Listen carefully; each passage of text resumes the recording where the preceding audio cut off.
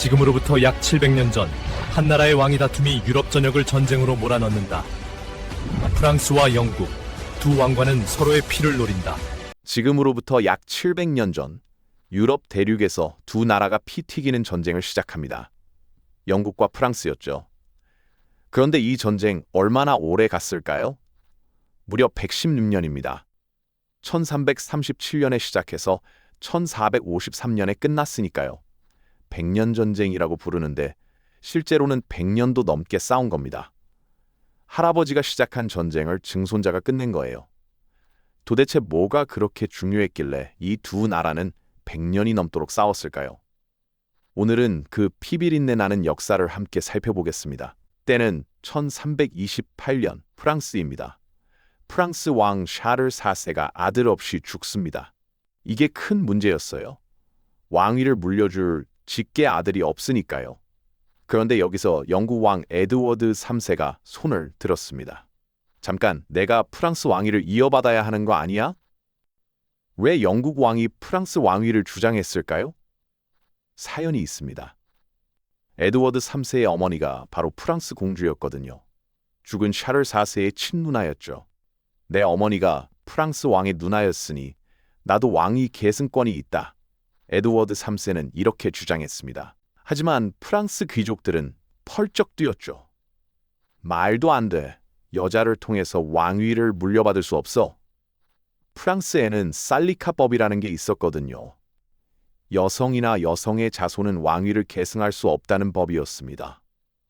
결국 프랑스 귀족들은 발루아 가문의 필리프 6세를 새 왕으로 세웁니다. 에드워드 3세 입장에서는 억울하기 짝이 없었죠. 내가 더 가까운 친척인데. 이게 전쟁의 첫 번째 씨앗이었습니다. 두 번째 씨앗도 있었어요.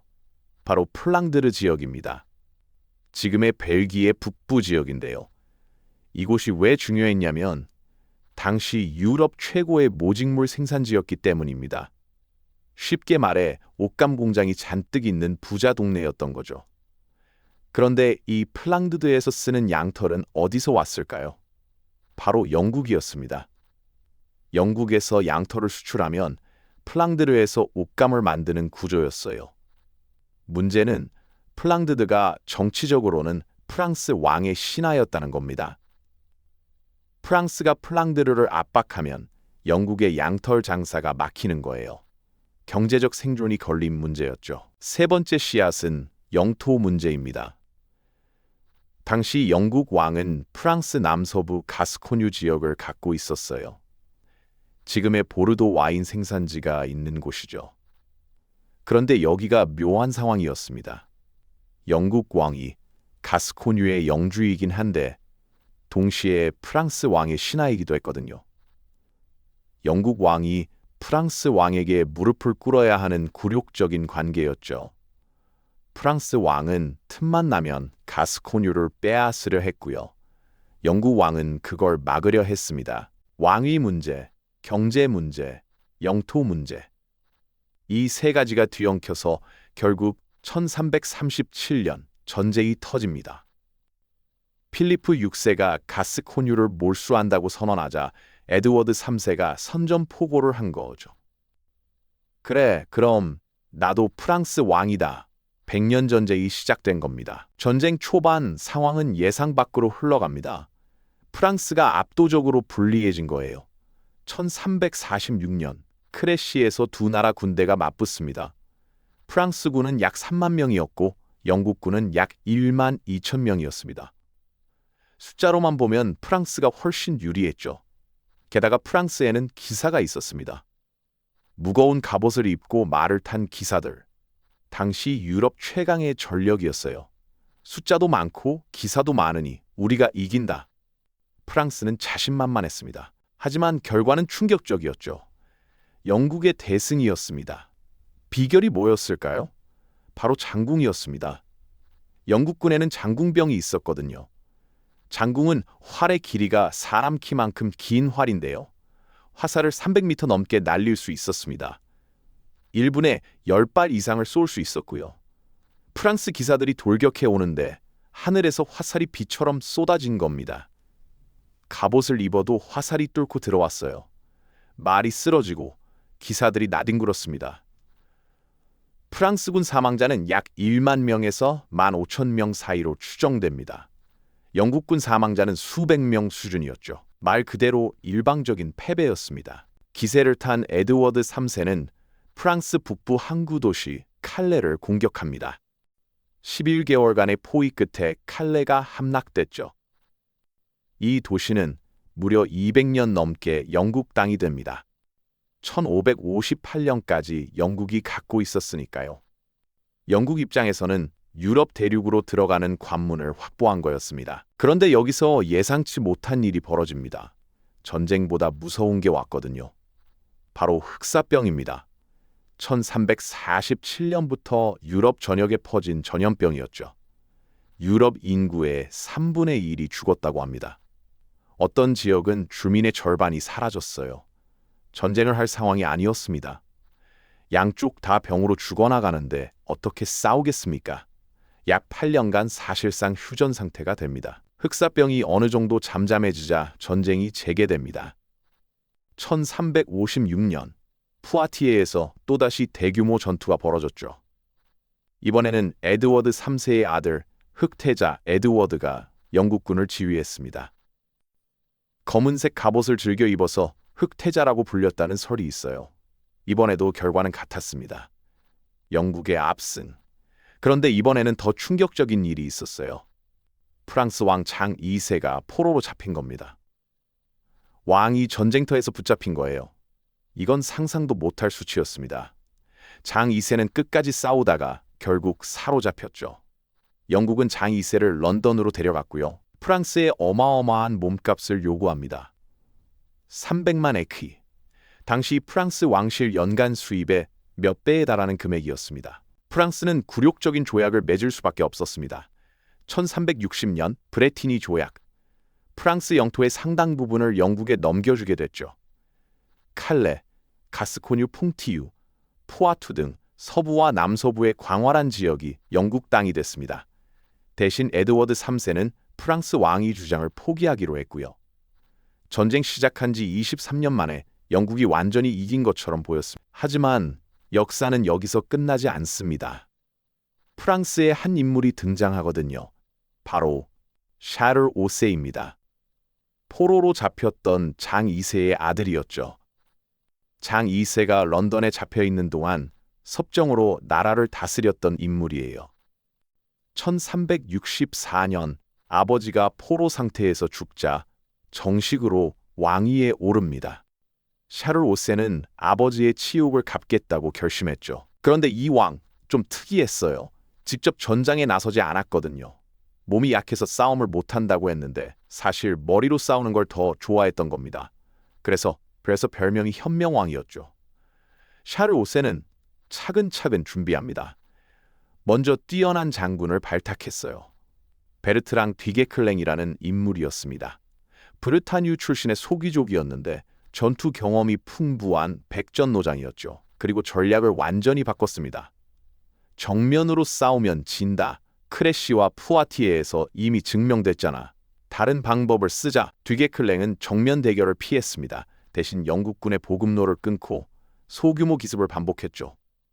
영국군이 있는 성은 포위에서 굶기고요. 영국군이 프랑스 영토를 지나갈 때는 들판의 곡식을 다 태워버렸습니다. 청야전술이라고 하죠. 적에게 빼앗길 바에는 다 없애버리는 전략이었어요.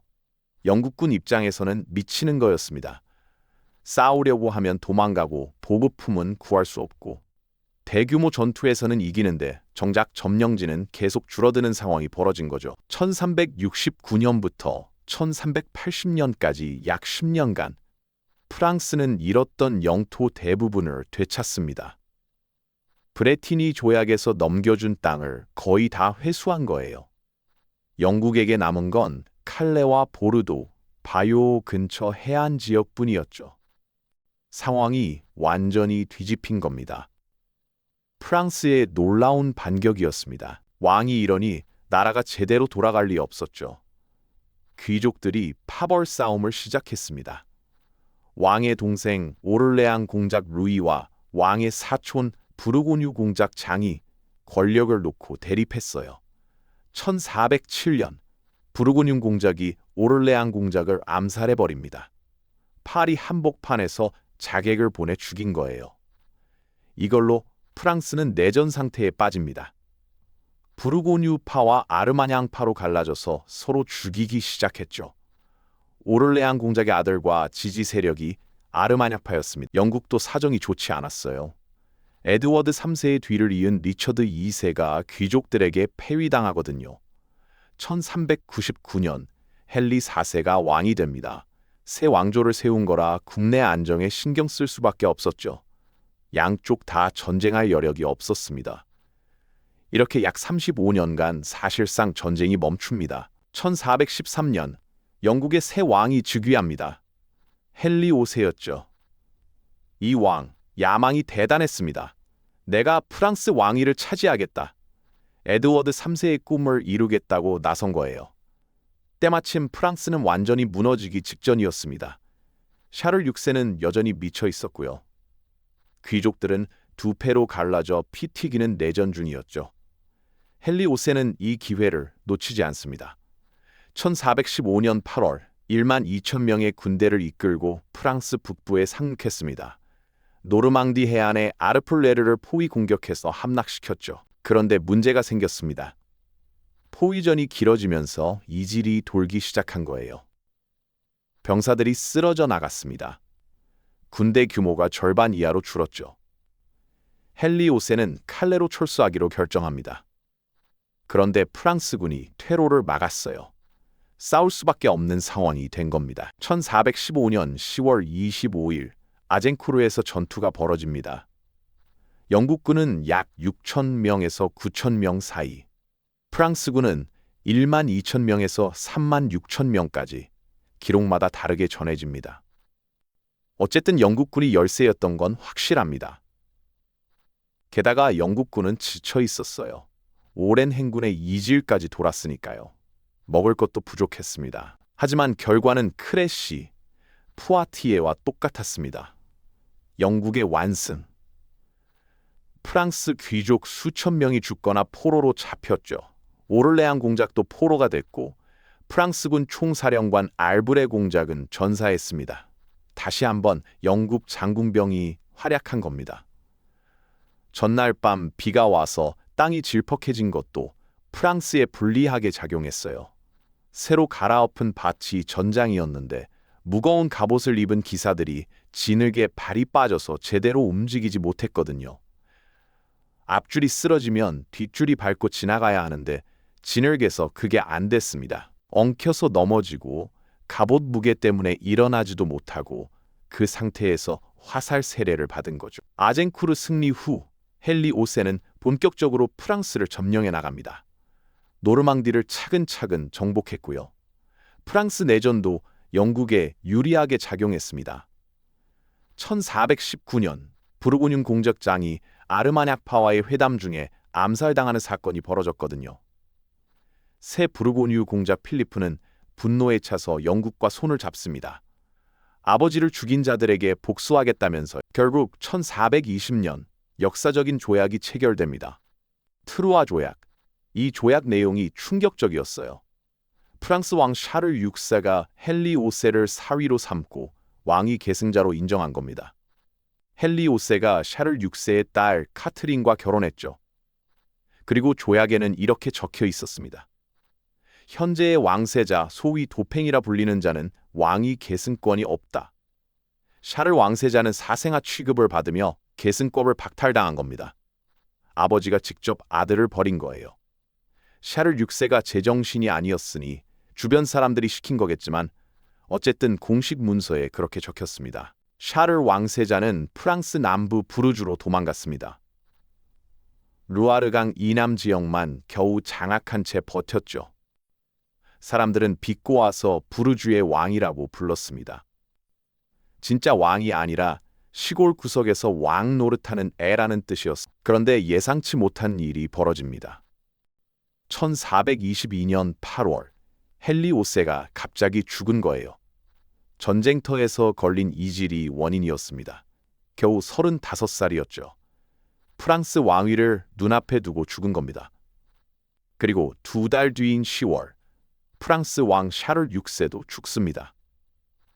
트루아 조약대로라면 헨리 5세의 아들이 영국과 프랑스 두 나라의 왕이 되는 건데요. 문제는 그 아들 헨리 6세가 생후 9개월짜리 아기였다는 겁니다. 아기가 어떻게 나라를 다스리겠어요? 영국은 섭정을 세워서 전쟁을 계속했습니다.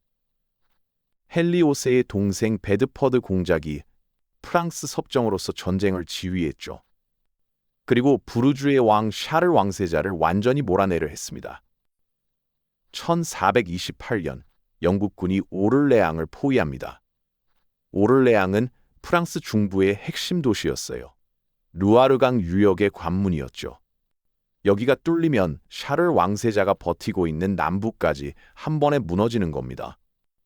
프랑스의 마지막 희망이 꺼져가고 있었습니다. 포위된 지 6개월, 오를레앙 시민들은 굶주리고 있었습니다. 구원군은 오지 않았고요. 모두가 절망했습니다.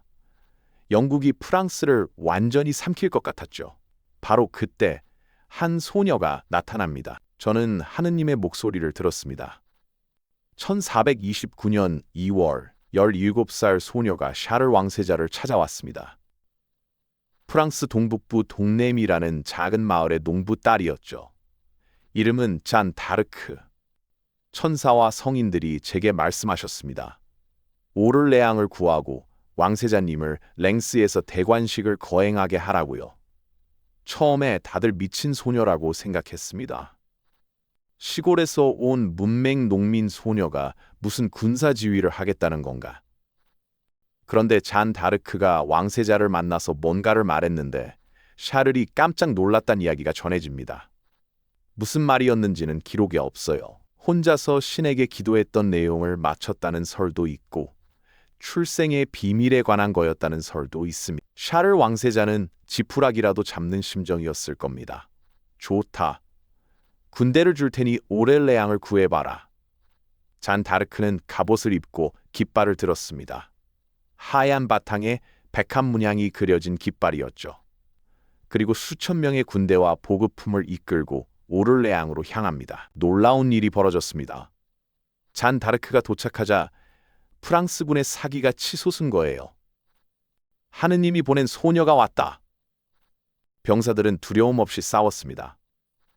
잔 다르크 자신도 화살에 어깨를 맞으면서까지 최전선에서 싸웠죠. 치료받고 다시 나와서 싸움을 독려했습니다. 영국군이 장악하고 있던 보루들을 하나씩 공격했고 결국 1429년 5월 8일 영국군이 포위를 풀고 철수합니다. 겨우 9일 만에 오를레앙이 해방된 겁니다. 7개월간 버티던 도시가 구원받은 거예요. 기적이었습니다. 오를레앙 해방 후 잔 다르크는 멈추지 않았습니다. 왕세자님을 랭스로 모셔야 합니다. 랭스는 전통적으로 프랑스 왕의 대관식이 열리는 도시였어요. 클로비스 1세부터 시작해서 프랑스 왕들은 랭스 대성당에서 성유를 바르는 의식을 거쳐야 진짜 왕으로 인정받았거든요. 문제는 랭스가 영국 점령지 한복판에 있다는 거였죠. 파리 동북쪽이니까 영국과 부르고뉴가 장악한 지역을 뚫고 가야 했습니다. 하지만 잔 다르크는 거침없이 진격했습니다. 6월 18일 파테 전투에서 영국군을 크게 이겼어요. 장궁병들이 제대로 대형을 갖추기 전에 기습 공격을 해서 격파한 겁니다. 유명한 영국 장군 탈봇이 포로로 잡혔죠. 이 승리 이후 여러 도시들이 싸우지 않고 문을 열었습니다. 트루와 샬론 같은 도시들이 항복했어요. 잔 다르크의 명성이 퍼지면서 사람들이 다시 프랑스 왕의 편으로 돌아선 거죠. 1429년 7월 17일 마침내 랭스 대성당 샤를 왕세자가 정식으로 프랑스 왕 샤를 7세로 대관식을 올립니다. 수백 년 전통의 의식이 거행됐고 잔 다르크는 자기 깃발을 들고 왕 옆에 섰습니다. 나중에 재판에서 왜 다른 장군들 깃발은 없고 내 깃발만 있었냐고 묻자 잔 다르크가 대답했죠. 고생을 함께 했으니 영광도 함께 해야죠. 부르주의 왕이라고 비웃음 받던 사람이 진짜 프랑스 왕이 된 겁니다. 하지만 잔 다르크의 영광은 오래가지 않았습니다. 샤를 7세는 대관식 후 파리 공격을 허락했지만 별로 열성적으로 지원하지 않았어요. 9월에 파리 공격이 실패하자 군대를 해산시켜버렸습니다. 잔 다르크는 작은 부대만 이끌고 여기저기서 싸웠죠. 1430년 5월 콩피에뉴를 구원하러 갔다가 부르고뉴군에게 포로로 잡힙니다. 성문이 닫히는 바람에 성 안으로 못 들어가고 붙잡힌 거예요. 샤를 7세는 잔 다르크를 구하려 하지 않았습니다. 협상도 군사작전도 없었어요. 왜였을까요? 여러 이유가 있었겠지만 아마도 잔 다르크가 너무 유명해진 게 부담스러웠을 겁니다. 왕보다 인기 있는 소녀, 대관식을 만들어준 건 좋은데 이 은혜를 어떻게 갚아야 할지 모르겠고 영웅이 알아서 사라지면 차라리 편할 수도 있다고 생각했을지 몰라요. 물론 추측일 뿐이지만요. 잔 다르크는 부르고뉴에서 영국으로 넘겨졌고 영국 점령지인 루앙에서 종교 재판에 회부됩니다. 마녀다, 이단이다, 남장을 했으니 신의 율법을 어겼다. 영국 입장에서 잔 다르크는 눈엣 가시였으니까요. 신이 프랑스 표편을 든다는 걸 인정할 수 없었습니다. 재판은 처음부터 결론이 정해져 있었죠. 1431년 5월 30일 잔 다르크는 루앙의 구시장 광장에서 화형당합니다. 겨우 19살이었습니다. 마지막 순간까지 예수님을 외쳤다고 전해주죠. 영국 병사나가 울면서 우리가 성녀를 불태웠다고 말했다는 기록도 있습니다. 잔 다르크는 죽었지만 그녀가 일으킨 불꽃은 꺼지지 않았습니다. 프랑스의 반격은 계속됐어요. 무엇보다 결정적인 전환점이 있었습니다. 1435년 부르고뉴 공국이 영국을 배신하고 프랑스 편으로 돌아선 겁니다. 아라스 조약이었죠. 부르고뉴 공자 필리프가 왜 마음을 바꿨을까요? 여러 이유가 있었습니다. 영국과 동맹한 지 15년이 지났는데 원하는 걸 충분히 못 얻었어요. 게다가 프랑스가 다시 강해지고 있었고 승자편에 서는 게 유리하다고 판단한 거죠. 샤를 7세도 아버지 암살 사건에 대해 공식 사과하고 양보를 많이 했고요. 이건 영국의 엄청난 타격이었어요. 부르고뉴는 그동안 영국의 핵심 동맹이었거든요.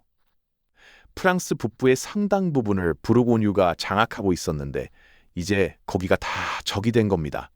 영국 혼자서 프랑스 전체를 상대해야 하는 상황이 됐죠. 1436년 프랑스군이 파리를 되찾습니다.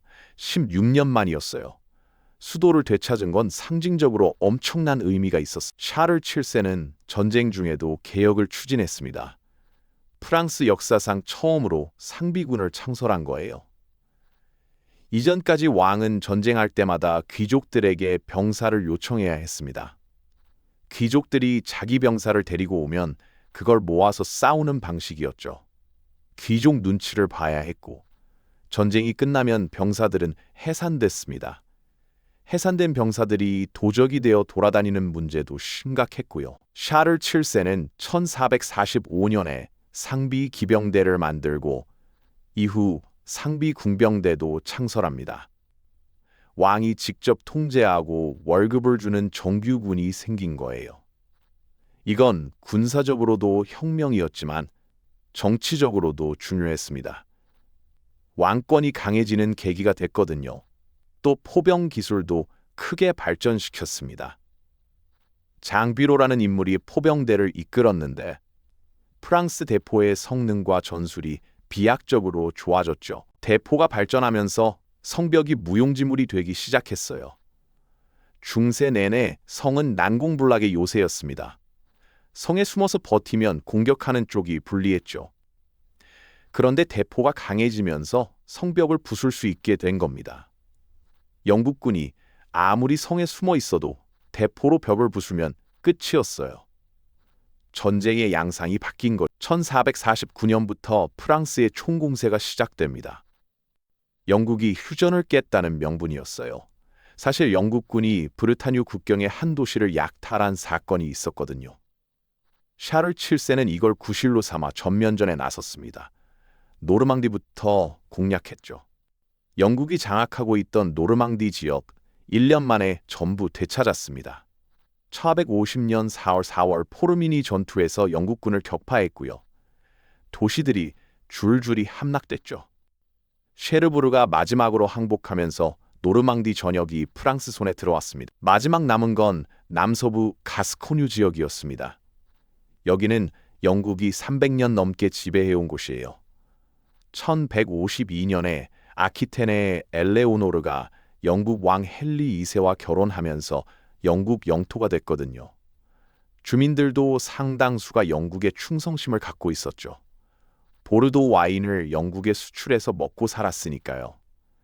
영국의 마지막 보루였습니다. 1451년 프랑스군이 보르도를 점령합니다. 그런데 이듬해 보르도 시민들이 반란을 일으켜서 영국군을 다시 불러들였어요. 프랑스 지배가 싫었던 거죠. 노장 탈봇이 군대를 이끌고 다시 상륙했습니다. 1453년 10월 17일 카스티용에서 최후의 전투가 벌어집니다. 이 전투에서 영국군은 완전히 박살났습니다. 프랑스군은 야전 진지를 구축하고 기다렸어요. 참호를 파고 대포를 배치한 거죠. 탈봇은 전역에 기습 공격을 시도했습니다. 프랑스 진지에서 먼지가 피어오르는 게 보여서 프랑스군이 후퇴하는 줄 알았거든요. 사실은 지원군이 도착한 거였는데 말이죠. 영국군이 돌격하자 프랑스 대포가 불을 뿜었습니다. 결과는 참혹했습니다. 탈봇이 전사했고 그의 아들도 죽었습니다. 병사 4,000명이 넘게 죽거나 포로가 됐죠. 장공으로 버티던 시대가 끝난 겁니다. 대포와 화약 무기 앞에서 중세 기사와 장궁병 모두 무력해졌어요. 카스티용 전투 후 보르도가 다시 프랑스에 함락됩니다. 1453년 10월 19일이었죠. 영국에 남은 프랑스 영토는 칼레 항구 하나뿐이었습니다. 칼레도 100년 뒤인 1558년에 프랑스가 되찾죠. 공식적인 종전 조약은 없었어요. 그냥 전쟁이 멈춘 겁니다.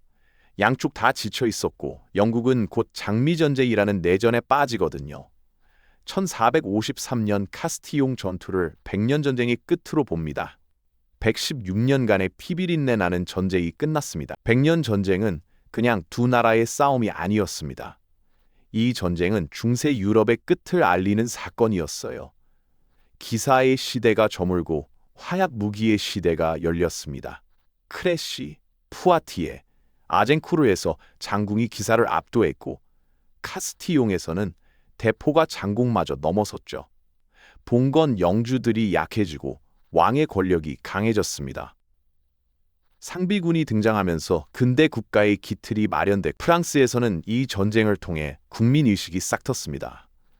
잔 다르크가 외친 프랑스를 위하여라는 말.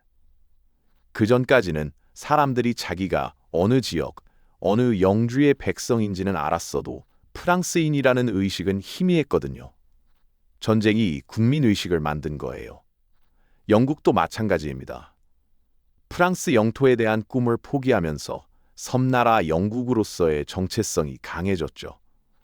대륙에서 손을 떼고 바다로 눈을 돌리기 시작했습니다.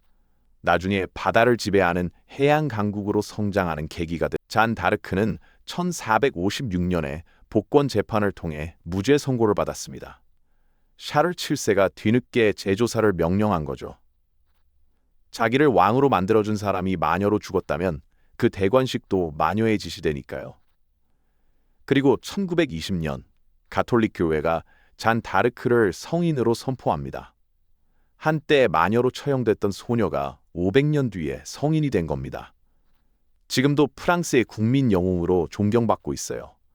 매년 5월에 오를레앙에서 축제가 열리죠. 116년의 전쟁, 수많은 사람들이 죽었고 도시들이 파괴됐습니다. 흑사병까지 겹쳐서 유럽 인구가 급감했고요. 하지만 그 폐허 위에서 영국과 프랑스, 두 근대 국가가 탄생했습니다. 역사는 때로 피와 눈물 위에서 새로운 시대를 열어갑니다.